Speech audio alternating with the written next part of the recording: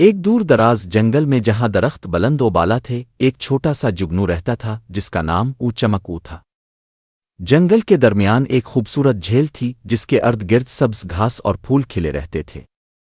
جب رات کا اندھیرا چھا جاتا تو جھیل کا پانی چمکنے لگتا، اور اسی دوران جگنو چمک اپنے دوستوں کے ساتھ کھیلتا۔ چمک دوسرے جگنوں سے مختلف تھا۔ جہاں باقی جگنو زمین کے قریب رہتے، چمک ہمیشہ آسمان کی طرف دیکھتا تھا۔ ہر رات جب چاند نکلتا، چمک اپنے ننھے پروں کو پھڑپھڑاتا اور سوچتا، کاش میں چاند تک پہنچ پاتا۔ چاند کی چمکدار روشنی اسے بہت بھاتی تھی، اور وہ ہر دن اسی خواب میں گزارتا تھا کہ ایک دن وہ چاند کے قریب جا کر اس کی روشنی کو محسوس کرے گا۔ جنگل کے باقی مکینوں کو چمک کا یہ خواب عجیب لگتا تھا۔ خرگوش، کودو اور چڑیا چوں چوں اکثر اس کا مذاق الفاڑتی تھے۔ وہ کہتے، چمک تم ایک چھوٹا سا جگنو ہو، تم چاند تک کیسے پہنچ سکتے ہو؟ لیکن چمک کا دل مضبوط تھا۔ وہ جانتا تھا کہ اگر وہ محنت کرے گا اور اپنی منزل پر یقین رکھے گا تو وہ ایک دن ضرور چاند تک پہنچے گا۔ ایک رات جب جنگل کے سبھی جگنو روشنی بکھیر رہے تھے اور کھیل رہے تھے، چمک نے اپنے دوستوں کو بتایا، میں آج رات ایک نئی مہم شروع کر رہا ہوں۔ میں چاند کی طرف الفاڑوہے گا۔ سبھی دوست ہنسنے لگے۔ خرگوش کودو نے کہا، چمک تم پاگل ہو، چاند اتنا دور ہے، تم وہاں کبھی نہیں پہنچ سکو گے۔ لیکن چمک نے کسی کی بات پر دھیان نہیں دیا۔ اس نے اپنے پروں کو زور سے ہلایا اور الفاڑنا شروع کیا۔ پہل وہ نیچے دیکھتا رہا اور اپنے دوستوں کو الوداع کہا، پھر اس نے آسمان کی طرف نظریں جما لیں۔ چمک کا دل تیزی سے دھڑک رہا تھا۔ جیسے جیسے وہ الفاؤ پر جاتا گیا، نیچے جنگل چھوٹا ہوتا گیا اور اسے اپنے دوست چھوٹے نقطے کی طرح نظر آنے لگے۔ لیکن الفاڑن مشکل تھی۔ جتنی اونچائی چمک طے کرتا، اس کے پر تھکنے لگتے تھے۔ ہوا تیز تھی اور چمک کو اپنے ننھے پروں پر بہت دباؤ محسوس ہو رہا تھا۔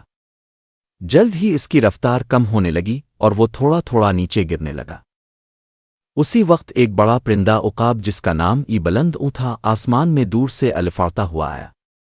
بلند نے چمک کو دیکھا اور بولا، ارے چھوٹے جگنو، تم کہاں جا رہے ہو؟ چمک نے پرجوش ہو کر جواب دیا، میں چاند تک جانا چاہتا ہوں۔ بلند نے ہنستے ہوئے کہا، تم بہت ہمت والے ہو، لیکن چاند تک پہنچنا آسان نہیں۔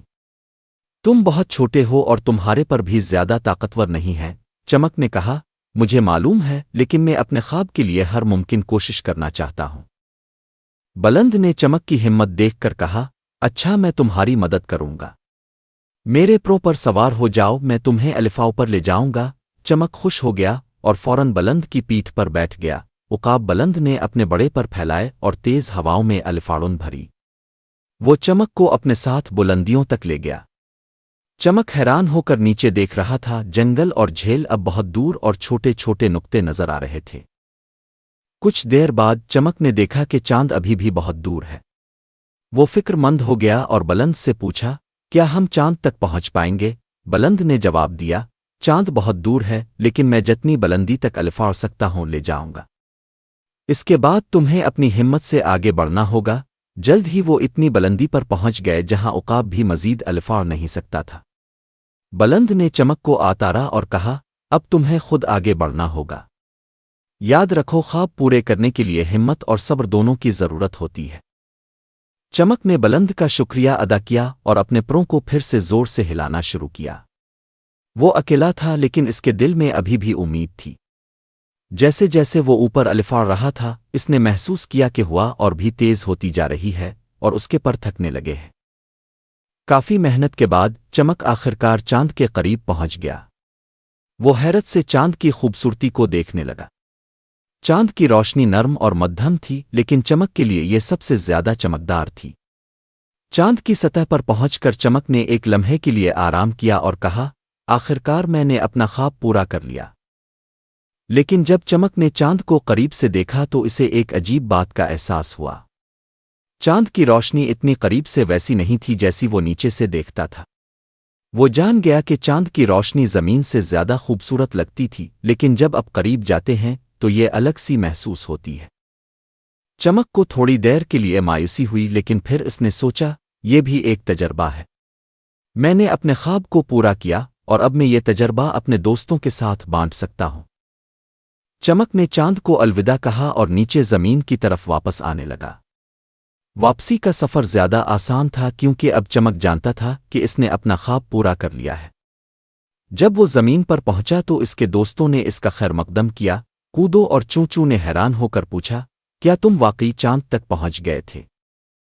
چمک نے مسکرا کر جواب دیا، ہاں میں چاند تک گیا تھا، لیکن میں نے وہاں جا کر یہ سیکھا کہ کبھی کبھی جو چیز دور سے بہت خوبصورت لگتی ہے وہ قریب سے ویسی نہیں ہوتی۔ لیکن یہ سب سے اہم بات ہے کہ ہمیں اپنے خوابوں کے پیچھے بھاگنا نہیں چھوڑنا چاہیے، کیونکہ سفر ہمیشہ کچھ نیا سکھاتا ہے۔ چمک کے اس تجربے نے جنگل کے باقی دوستوں کو بھی ہمت دی کہ وہ اپنے خوابوں کی طرف قدم بڑھائیں۔ سبھی دوستوں نے چمک سے سیکھا کہ ہمت اور محنت سے کسی بھی خواب کو پورا کیا جا سکتا ہے۔ اب چمک کو ایک نیا خواب تھا۔ وہ دنیا کے اور بھی خوبصورت مقامات دیکھنا چاہتا تھا اور اپنے دوستوں کو بھی ان سفروں میں ساتھ لے جانا چاہتا تھا۔ اور یوں چمک کا خواب پورا ہونے کے بعد اس نے ایک اور خواب دیکھنا شروع کیا، دنیا کے سب سے خوبصورت جگنو بننے کا خواب۔ یہ کہانی بچوں کو یہ سکھاتی ہے کہ خواب دیکھنا اور انہیں پورا کرنے کی کوشش کرنا زندگی کا سب سے خوبصورت حصہ ہے۔ چاہے سفر کتنا ہی مشکل کیوں نہ ہو، اگر دل میں ہمت اور یقین ہو تو ہر خواب پورا کیا جا سکتا ہے۔